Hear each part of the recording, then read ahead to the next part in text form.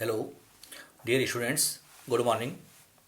आज के लेक्चर में हम पढ़ रहे हैं जीएसटी कर निर्धारण अर्थात असेसमेंट इन जीएसटी कि किस प्रकार से हम हमारा कर निर्धारण पूर्ण करें, ये आपको समझना है।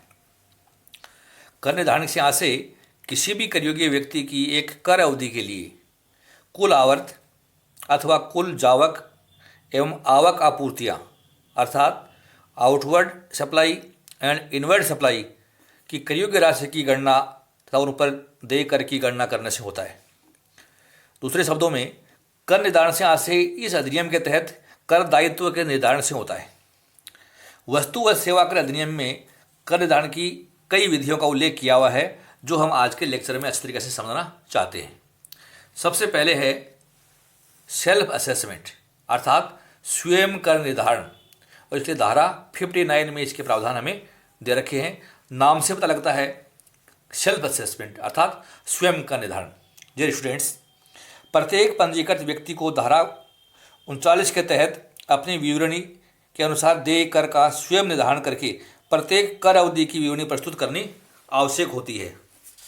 धारा 59 में आपने बताया कि सेल्फ असेसमेंट व्यक्ति स्वयं जो भी व्यक्ति है करयोग्य व्यक्ति, उसे हमने अपना जो है निर्धारण स्वयं करना होता है।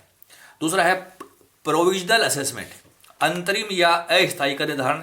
धारा 60 में ये बता रखा है और इसका जो नियम 98 है उसमें डिटेल स्टडी आपको करनी है। तो यहाँ मैं बताना चाहूँगा, करयोग्य व्यक्ति वस्तु व सेवाओं अथवा दोनों का मूल्य निर्धारित नहीं कर सकता है और उन पर लागू होने वाले कर की राशि भी निर्धारित नहीं कर सकता है। तो वह कर के अंतरिम भुगतान के लिए लिखित में कारण देते हुए तथा अपने अनुरोध के पक्ष में समुचित प्रपत्र संलग्न करते हुए उपयुक्त अधिकारी के समक्ष फार्म जीएसटी ASMT 01 इलेक्ट्रॉनिक रूप में आवेदन करेगा। यह आवेदन एक कॉमन पोर्टल पर प्रत्यक्ष रूप से अथवा आयुक्त के द्वारा अधिसूचित सुविधा केंद्र के माध्यम से प्रस्तुत कर सकते हैं।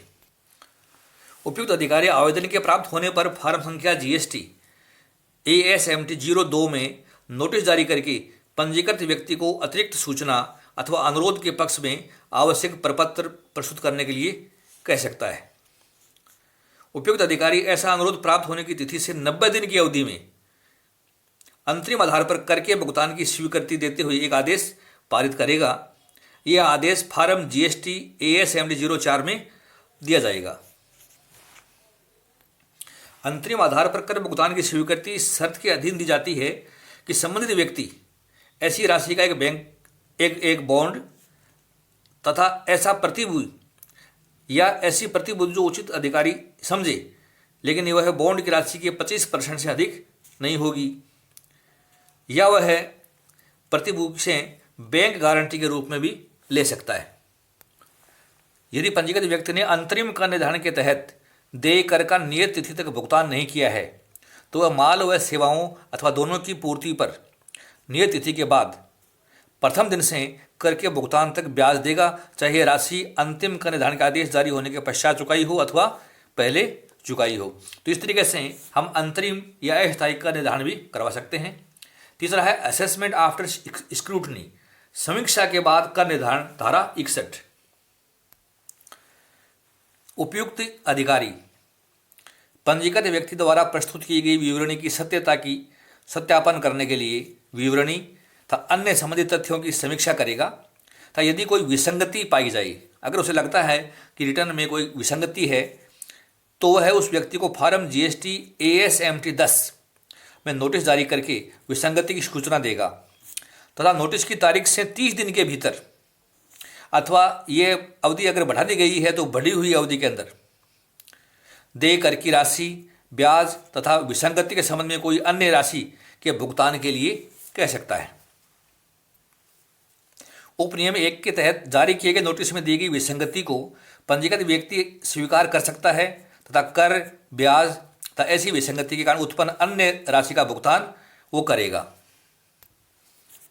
यदि उपयुक्त अधिकारी के द्वारा जारी किए गए नोटिस के 30 दिन के भीतर अथवा बढ़ाई गई अवधि के भीतर भी कोई संतोषजनक स्पष्टीकरण करदाता ने पेश नहीं किया है और पंजीकृत व्यक्ति ने विसंगति को स्वीकार करने के बावजूद भी उस माह की विवरणी में जिसमें विसंगति पाई गई थी कोई सुधार नहीं किया है, तो उपयुक्त अधिकारी उचित कार्यवाही करके वह उससे कर अथवा अन्य देय राशि का निर्धारण करके आदेश जारी कर देगा। तो ये हमारा असेसमेंट आफ्टर स्क्रूटनी।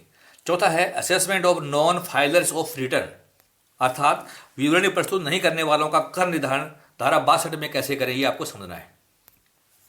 इस धारा के अनुसार यदि एक पंजीकृत व्यक्ति धारा 46 के तहत नोटिस जारी करने के पश्चात भी विवरणी प्रस्तुत करने में असमर्थ रहता है तो उपयुक्त अधिकारी उपलब्ध समस्त संबंधित सामग्री अथवा वह सामग्री जो उसने एकत्रित की है को ध्यान में रखते हुए अपने सर्वोत्तम निर्णय के आधार पर उस व्यक्ति के कर दायित्व का निर्धारण करेगा तथा जिस वित्तीय वर्ष का कर अदत है उस वित्तीय वर्ष की वार्षिक विवरणी प्रस्तुत करने के लिए धारा 44 में निर्दिष्ट तिथि से 5 वर्ष के भीतर कर निर्धारण का आदेश जारी करेगा। कर निर्धारण का आदेश फार्म GST AS MD 13 में जारी किया जाएगा तथा इसका सारांश फॉर्म GST DRC 07 में इलेक्ट्रॉनिक रूप में अपलोड किया जाएगा। यहाँ आपको ये बताना चाहूँगा, यदि पंजीकृत व्यक्ति ने कर निर्धारण आदेश जारी होने के 30 दिन के भीतर एक वैध विवरणी प्रस्तुत कर दी है तो कर निर्धारण आदेश वापस लिया हुआ माना जाएगा, लेकिन उस पर ब्याज का दायित्व है या कोई विलम्ब शुल्क है तो वो दायित्व बना रहेगा, वो भुगतान करना होगा। नेक्स्ट है असेसमेंट ऑफ अनरजिस्टर्ड पर्सन्स, अर्थात अपंजीकृत व्यक्तियों का कर निर्धारण धारा 63। इस धारा में बताया गया है कि किसी विरोधाभासी प्रावधान को ध्यान में न रखते हुए यदि कोई करयोग्य व्यक्ति पंजीकरण नहीं कराता है यद्यपि वह पंजीकरण के लिए उत्तरदायी है अथवा जिसका पंजीकरण धारा 29(2) के तहत निरस्त कर दिया गया है परंतु वह व्यक्ति कर चुकाने के लिए दायी था तो उपयुक्त अधिकारी संबंधित कर अवधियों के लिए ऐसे करयोग्य व्यक्ति का कर दायित्व अपने सर्वोत्तम निर्णय के आधार पर निर्धारित कर देगा तथा इसकी सूचना GST AS MT 14 फॉर्म में उस व्यक्ति को दी जाएगी। इस सूचना में उन कारणों का उल्लेख किया जाएगा जिसके आधार पर सर्वोत्तम निर्णय के आधार पर कर निर्धारण किया जाना प्रस्तावित है तथा इसका सारांश भी फॉर्म GST DRC 01 में इलेक्ट्रॉनिक रूप में उसे भेजा जाएगा तथा उसे अपना स्पष्टीकरण प्रस्तुत करने के लिए 15 दिन का समय दिया जाएगा। इसके बाद फॉर्म GST AS MT 15 में कर निर्धारण का आदेश जारी कर दिया जाएगा तथा सारांश फॉर्म GST DRC 07 में इलेक्ट्रॉनिक रूप में अपलोड कर दिया जाएगा। जिस वित्तीय वर्ष का कर अदत है उस वित्तीय वर्ष की वार्षिक विवरणी प्रस्तुत करने के लिए निर्दिष्ट तिथि से 5 वर्ष के भीतर का कर निर्धारण आदेश जारी किया जाता है। कर निर्धारण का छठा बिंदु है विशेष मामलों में तुरंत कर निर्धारण, summary assessment in special cases, धारा 64 में इसके प्रावधान दे रखे हैं। यदि उपयुक्त अधिकारी की जानकारी में किसी व्यक्ति के कर दायित्व को प्रकट करने वाले साक्ष्य आते हैं तो वह अतिरिक्त आयुक्त या संयुक्त आयुक्त की पूर्व अनुमति लेकर राजस्व के हितों के संरक्षण के लिए ऐसे व्यक्ति का कर दायित्व निर्धारित करने की कार्यवाही कर सकता है तथा कर निर्धारण आदेश जारी कर सकता है यदि उसके पास ऐसा विश्वास करने का पर्याप्त कारण हो कि ऐसा करने में विलंब करने से राजस्व के हितों पर विपरीत प्रभाव पड़ सकता है। ऐसा आदेश निर्धारित फॉर्म में इलेक्ट्रॉनिक रूप में अपलोड भी किया जाएगा।